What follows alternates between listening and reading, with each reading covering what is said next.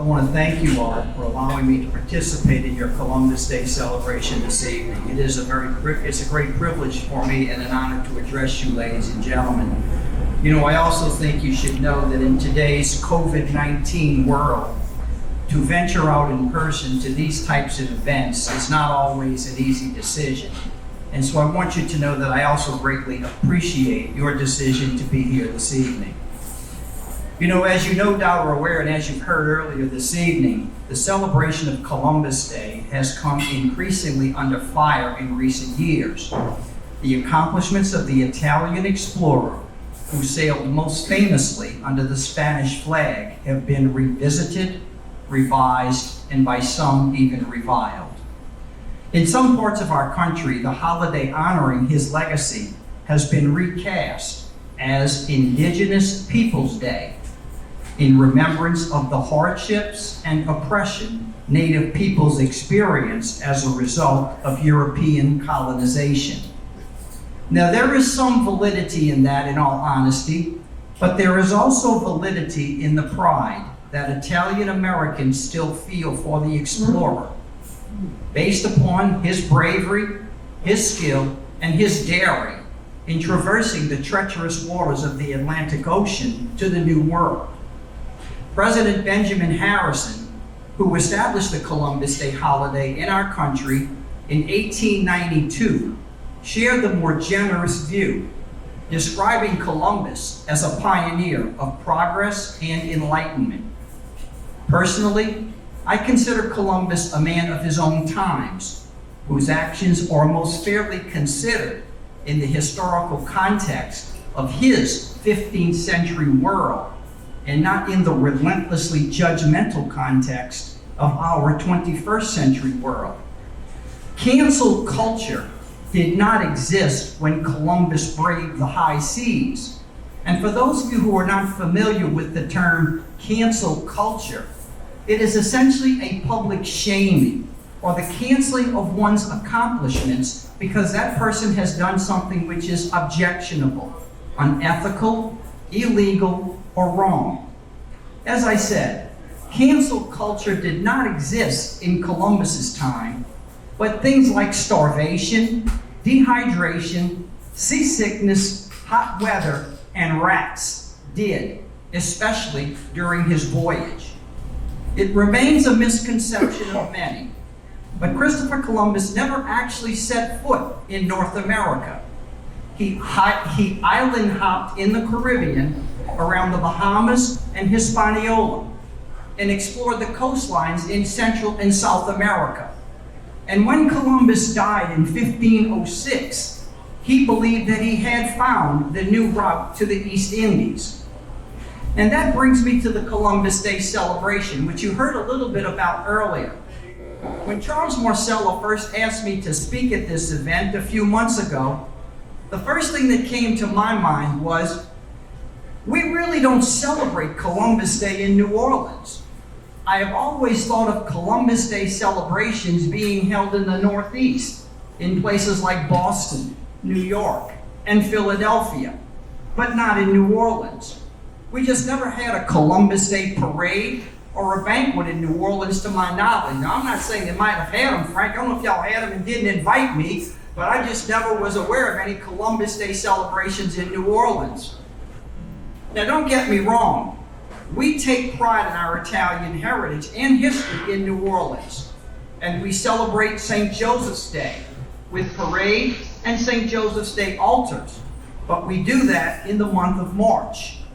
Nevertheless, I think we here today should remember and never forget something that is extremely important with regard to the establishment of this holiday, and that is that it came in response to a horrible incident of bigotry, hatred, and injustice unleashed upon Italian immigrants in 1891 in my hometown of New Orleans, Louisiana.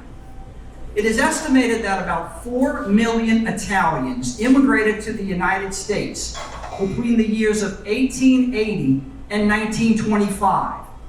As many of you are probably well aware, most of these immigrants, including my own ancestors, were farmers and laborers fleeing poverty and hoping to build a better life in America.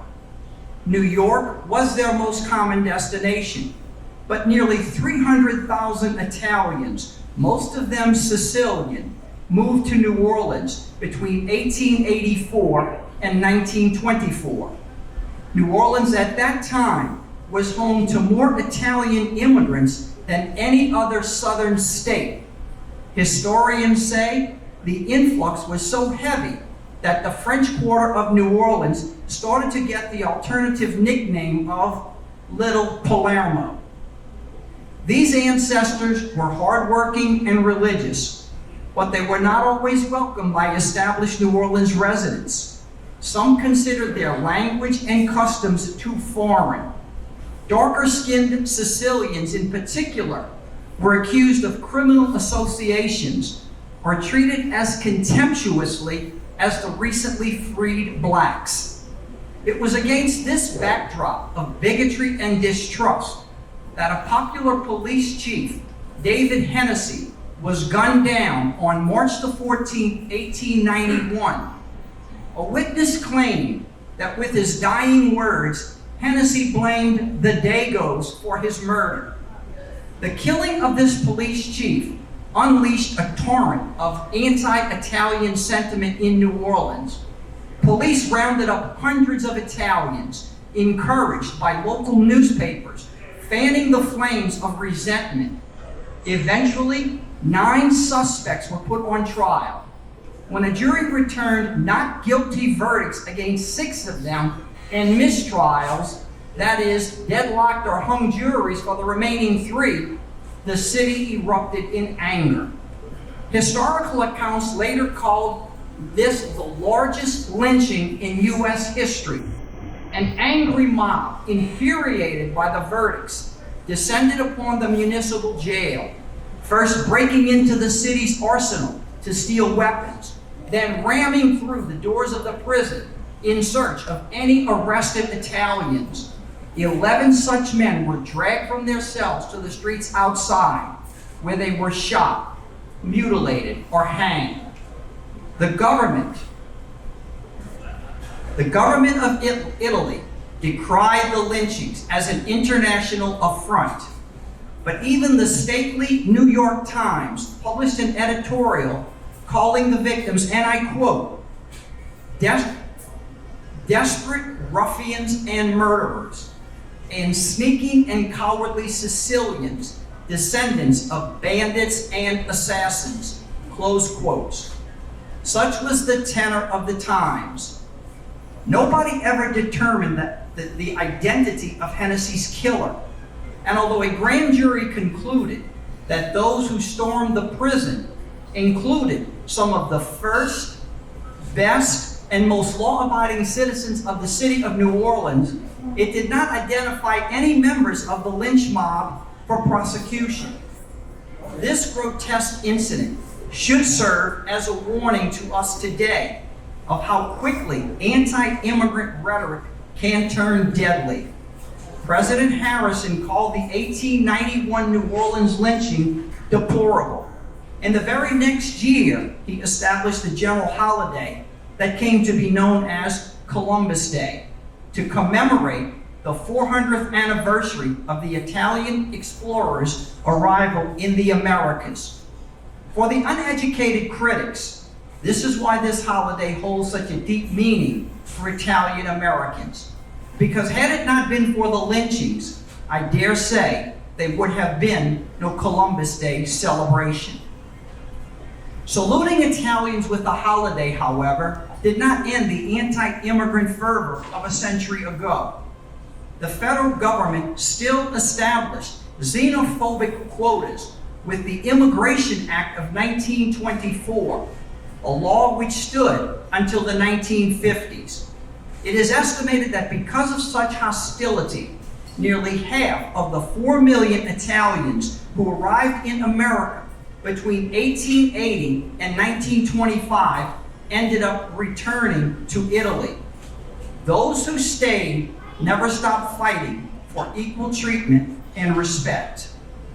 For better or worse, I'm proud that I am of full-blooded Sicilian descent.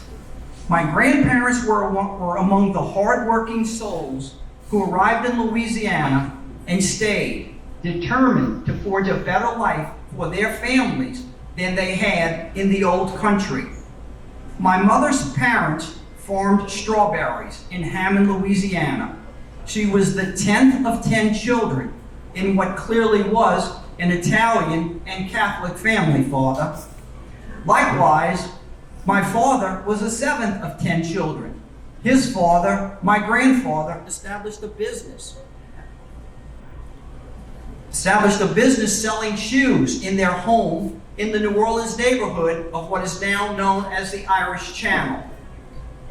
Though neither of my parents received much formal education themselves, they imparted its values upon my younger sister and I.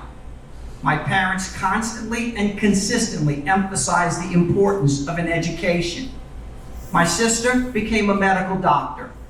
I graduated law school and have spent 42 years working within the New Orleans criminal justice system as a prosecutor, a public defender, a criminal district court judge, a state appellate court judge. Also in January, I will conclude 12 years of public service as New Orleans' district attorney. This, of course, would shock the bigots of 1890s New Orleans.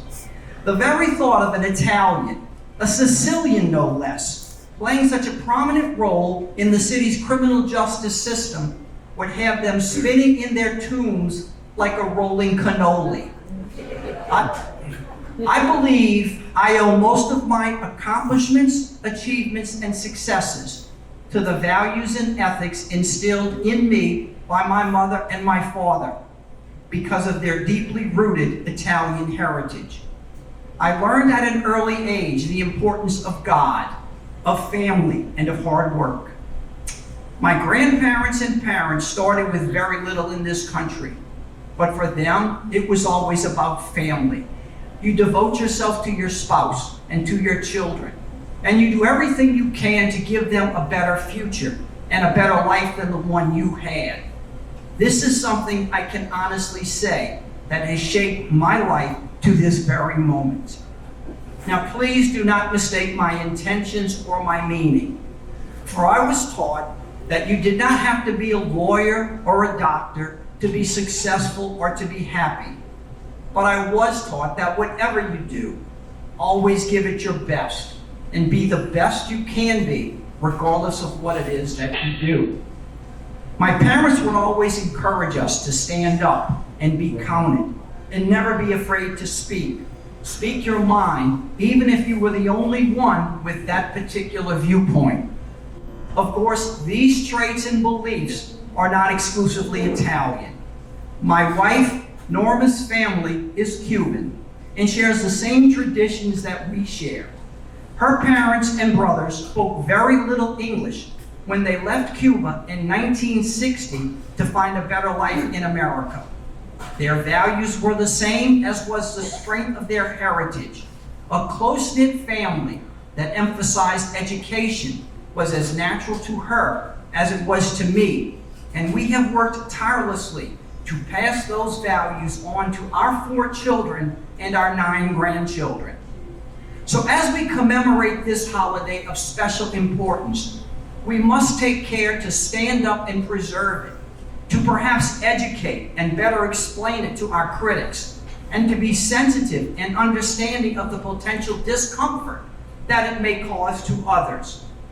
Finally, as my parents were taught by their parents, we should all do all that we can to keep our heritage of where we came from and who we are alive.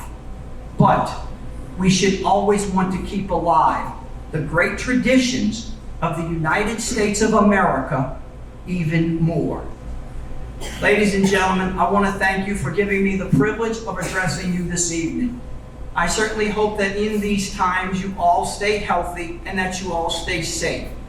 And I promise that I will continue to pray for each and every one of you that God will continue to bless you. Thank you very much, and good evening.